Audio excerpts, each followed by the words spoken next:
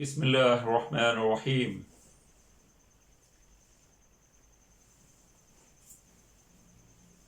اللہ کی بے پایا نعمتوں پہ اس کا جتنا بھی شکر ادا کیا جائے کم ہے۔ وہ ہم پہ اتنا مہربان ہے اور اپنی نعمتیں اتنی فراوانی کے ساتھ ہمیں نوازتا ہے کہ ہم انہیں گن بھی نہیں سکتے۔ میں ہوں طارق چودھری، آپ دیکھ رہے ہیں یوٹیوب چینل پہ طارق چودھری کو۔ آج ہے 5 مئی اور دن ہے منگل کا۔ السلام علیکم ناظرین، آج ہم بات کریں گے انڈیا پاکستان کی کشیدہ صورتحال پہ، جو دن بدن کشیدہ تر ہوتی جا رہی ہے۔ انڈیا مسلسل LOC کی خلاف ورزیاں کر رہا ہے اور انڈیا میں ایک جنگی ماحول کریٹ کیا جا رہا ہے۔ Indian army chief general Manoj نے پاکستان کو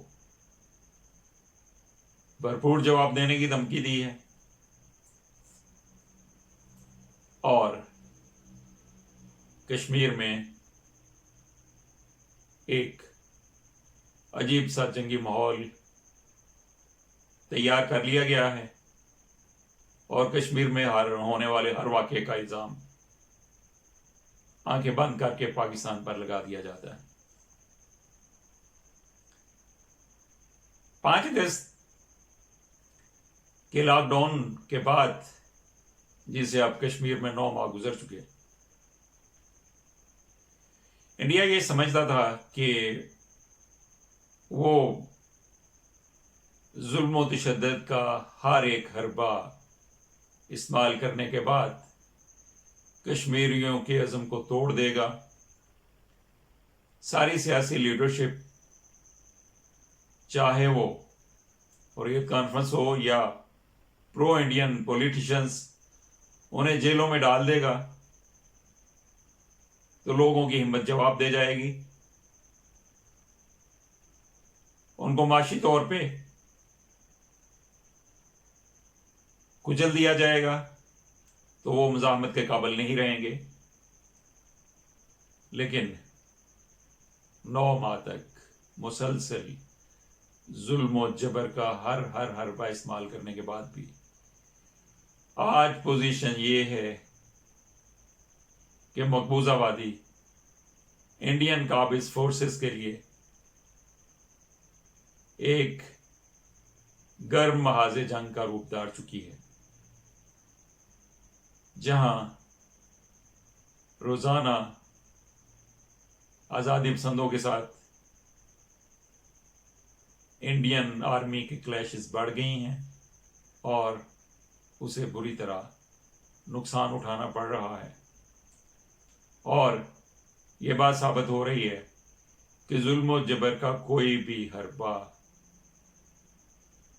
آزادی کی خواہش کو، آزادی کے عزم کو اور جوانوں کی ہمت کو، ان کے ارادوں کو متزلزل نہیں کر سکتا۔ ابھی کل ہی کی بات ہے، ایک کرنل، ایک میجر اور 5 سے لے کر 13 تک سپاہی مارے گئے۔ خوف و راز کا عجیب عالم ہے۔ بی جے پی RSS کے 3-4 لاکھ لوگوں کو مقبوضہ کشمیر کی شہریت دینے کے بعد بھی کشمیریوں کے عزم ارادے کو متزلزل نہیں کیا جا سکا۔ ان میں وہی جذبہ ہے، وہی جوش ہے، وہی لگن ہے، وہی تڑپ ہے، اور روز بروز ہونے والے محاصرے بھی، گھر گھر تلاشی بھی، مزاحمت جو ان میں بڑھتی جا رہی ہے، اسے انڈین فورسز روکنے میں بری طرح ناکام ہو چکے ہیں. اور انڈیا اس مزاحمت سے سٹ پٹا کر پاکستان پر عجیب عجیب الزامات لگا رہا ہے. وہ الزامات میں ایک بڑا ہی عجیب الزام یہ ہے کہ پاکستان ہندوستان میں کورونا کا مرض بیچ رہا ہے. یہ بالکل ویسے ہی ہے جیسے امریکی پریزیڈنٹ ٹرمپ نے کورونا کا الزام چین پہ لگا دیا. ان کی اپنی ایجنسیوں نے اس کی تردید کی لیکن وہ اس الزام پہ ڈٹے رہے. اور صرف وہی نہیں بلکہ مائک پومپیو نے بھی ان کی ہاں میں ہاں ملانا شروع کر دی. اور بالکل اسی طرز پہ انڈیا نے بھی کورونا کا الزام اپنے ہمسائے پرامن ہمسائے پاکستان پہ لگا دیا. اور پاکستان کو کھلی کھلی دھمکیاں دینا شروع کر دی ہیں. D G I S P R general Babar Iftikhar نے واضح اعلان کر دیا ہے کہ انڈیا نے اگر ذرا سی بھی غلطی کی تو اسے یادگار سبق سکھایا جائے گا. اگرچہ انڈیا پاک فوج کو کورونا کی امدادی سرگرمیوں میں مصروف دیکھ کر یہ سمجھ رہا تھا کہ اب وہ سرحدی خلاف ورزیاں کرے گا، پاکستان پہ جارحیت کرے گا تو شاید اسے ہلکا پھلکا سا جواب ملے گا، لیکن اسے اس کی توقعات سے بہت بڑھ کے جواب ملا. جہاں بھی اس نے ایل او سی کی خلاف ورزی کی، معاہدہ جنگ بندی کی خلاف ورزی کی، سیز فائر لائن کو کنٹرول کیا، ایل او سی پہ نہتی پرامن کشمیری آبادی پہ فائرنگ کی، تو پاکستان نے آزاد کشمیر سے اس کا بھرپور انداز میں جواب دیا اور انڈین توپوں کو چپ کروا دیا. انڈیا نے صرف یہی نہیں کیا بلکہ شمالی و جنوبی وزیرستان میں بھی اپنے تنخواہ یافتہ ایجنٹوں کے ذریعے پاکستانی فوج کو مصروف کرنے کی کوشش کی، لیکن پاکستان کے شیر دل جوانوں نے اس کا یہ حربہ بھی بہت بری طرح ناکام بنا دیا. انڈیا نے پاکستان پہ لانچنگ پیڈز کا الزام لگایا. پاکستان نے کھل کر جواب دے دیا کہ جی لانچنگ پیڈ دکھا دیے جائیں کہاں ہیں. پاکستان میں تو اس طرح کی کوئی سرگرمی کا امکان ہی نہیں ہے.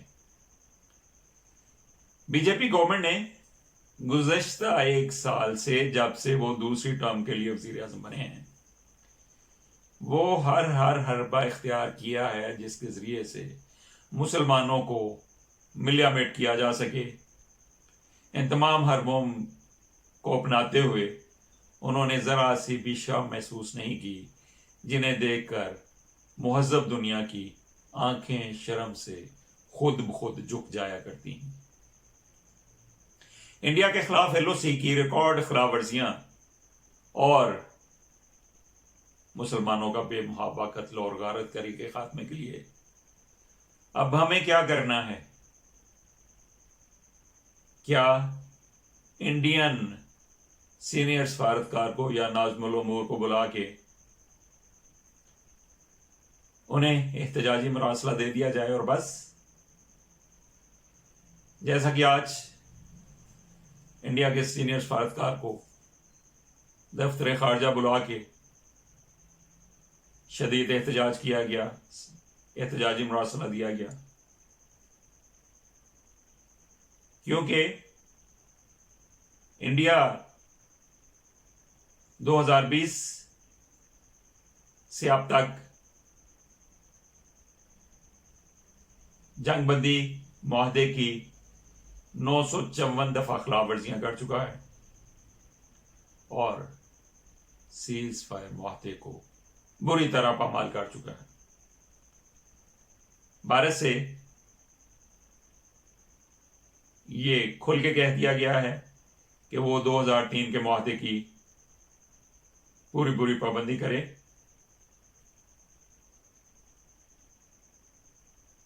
اگر وہ باز نہیں آتا تو پھر ہمارا کیا لاہ عمل ہونا چاہیے۔ اس کے باوجود اگر وہ پاکستان کو کھلی جارحیت کی ننگی دھمکیاں دیتا ہے تو پاکستان کو بھی اپنے کارڈز تیار رکھنا چاہیے۔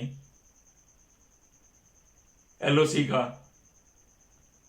خلاف ورزیاں روکنے کے لیے، کشمیریوں اور مسلمانوں پہ ظلم و تشدد کو بند کرنے کے لیے، 9 ماہ کی طوالت میں مبنی لاک ڈاؤن کو کشمیر سے ختم کرنے کے لیے، اور دفعہ 370 اور 35 سے کے حوالے سے کی گئی ترمیمات کو ختم کرنے کے لیے پاکستان کو فوراً آرگنائزیشن آف اسلامک کنٹریز کا ہنگامی سربراہی اجلاس بلانا چاہیے۔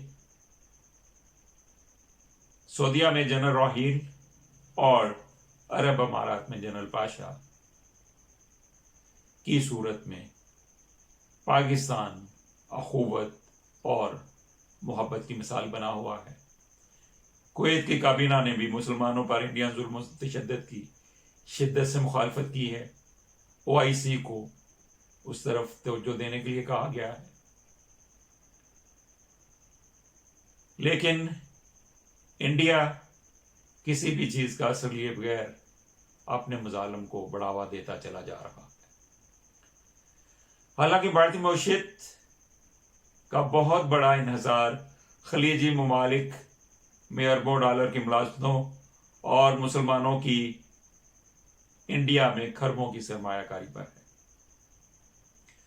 اب موقع آ گیا ہے کہ پاکستان بھرپور اور جارحانہ سفارتکاری کے ذریعے بھارتی اور کشمیری مسلمانوں پر مظالم کو رکوانے کے لیے ہر ممکن حد تک جائے اور مسلمانوں اور کشمیریوں کے خلاف کی گئی قانون سازی کو بالکل واپس کروائے، اور جو کشمیری 80 لاکھ کشمیری 9 ماہ سے ملتجیانہ نظروں سے پاکستان اور پوری دنیا کو دیکھ رہے ہیں کہ وہ آ کر انہیں شدید لاک ڈاؤن سے نجات دلوائیں، انڈین جبر و استبداد سے نجات دلوائیں، تو پاکستان کو اب پورے زور سے انہیں استبداد سے نجات دلوانے کے لیے عالمی دنیا کا رابطہ کرنا ہوگا، عالم اسلام کو